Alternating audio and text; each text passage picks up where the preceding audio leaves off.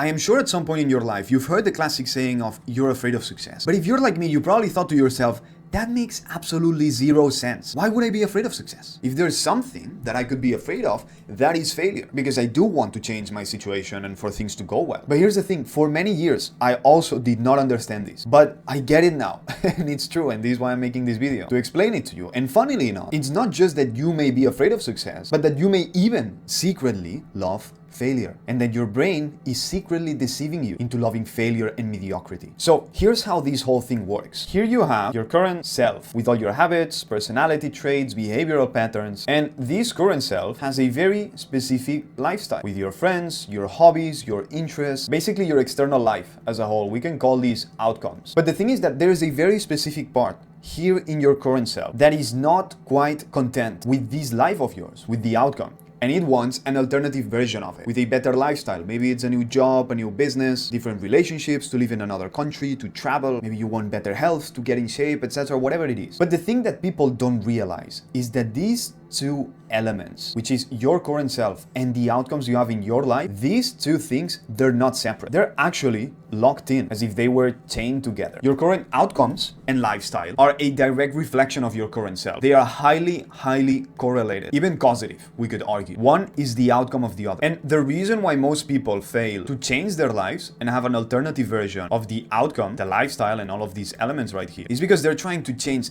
this without changing this. But we cannot do that. And the thing is that if we truly want to change the outcome and we want to live in an alternative reality, what we have to do is to change ourselves and create a different version of it that is compatible with this new lifestyle, with these new outcomes right here. So we can call this the new self. But this brings up two problems. Problem number one is knowing what is it that you actually have to change. How do you know which are the important things that will get you this alternative lifestyle, this different outcome? And then problem number two is that even if you know what is it that you should change, you realize that it's really hard to do that. Changing yourself is really, really hard. There's a lot of friction and resistance. And breaking past these two problems is where most people get stuck. So how do we do this? Look, first of all, and let's get straight to the point. If you are honest with yourself and you cut all the excuses, all the justifications, all the delusion, you 100% know what is it that you must do to attain that thing that you want. You know what these elements right here are. In fact, one easy way to find out which are the things that you should change about yourself and your life in order to get all those things that you want and solve all your current problems is to look at this life that you are living from a third person point of view. This is an I, by the way, if you cannot tell. But just looking at this person that you are right now as an external character, as someone else, this person that you call you, see it as another individual. Because when you do that, I'm sure you've noticed how much easier and obvious it is to give other people advice and to solve other people's problems than it is to solve your own. It is so easy to see. But when it's about ourselves, we fall into delusion. And what happens is the classic expression of you cannot see the forest for the trees. Because you're so in it, you're so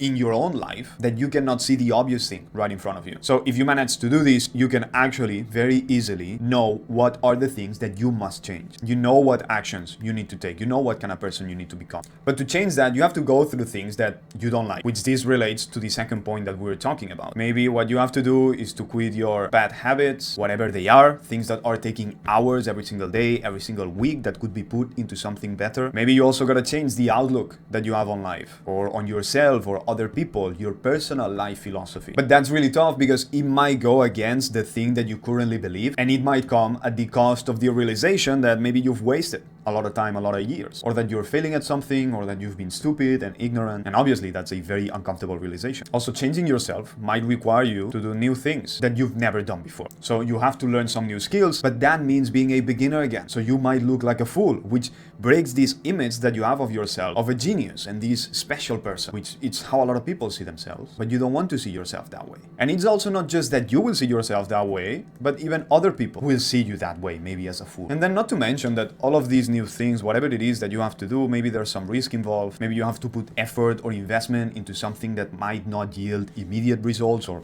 guaranteed results at all. And also there might be some responsibilities attached to this whole thing, which is basically more pressure on you. So this whole process is rather uncomfortable because in a way, if you think about it, it can be kind of humiliating to yourself. It breaks the self-image that you have. And also, besides your self-image, you have to go through some uncomfortable thing. And this is the part that, as I was saying before, about your brain secretly loving failure. What happens is that your brain contemplates all of this and basically decides to lie to you and you lie to yourself. You go with it, you accept that lie, you decide to look away, and you justify it in whatever form. Okay, a lot of people justify that they're not gonna do these things in many different ways. Some people say like, oh, I'm not ready yet, I'm gonna do it next week, next month, next year. Some people start to justify like, well, actually I don't really want it, or it's not that important, or actually there's some better way to do this whole thing. So basically I just need to prepare myself more, get ready for it. Whatever way you justify it, I don't care. But basically the outcome of this is that you do not change yourself and you stay right here. And here's the thing. Now that we clearly understand the problem and the whole process that we go through and kind of how this whole thing works, this is the part of the video where you're waiting for me to say something magical that might make your brain click, some way that allows you to frame this entire situation and finally get some traction and start changing yourself. Well, here's the thing.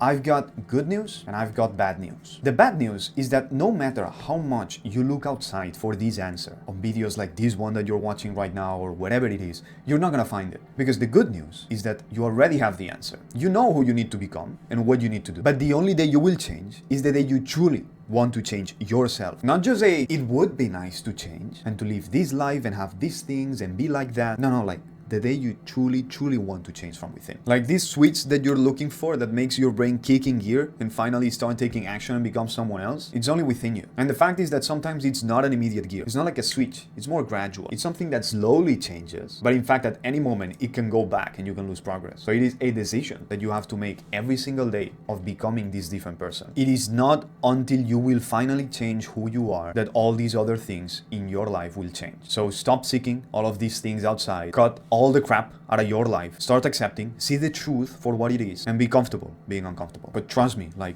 until you change who you are, nothing else is gonna change. Very important concept. If you guys like this video and you're new here, subscribe to the channel because I post videos like this very often, talking about the 4 key areas in life: health, wealth, relationships, and spirituality. So you can go and watch some of the videos that I have on my channel. I'm sure you're gonna like them if you also like this video. So go do that. But for now, that's it. I'll see you very soon. Take care. Peace.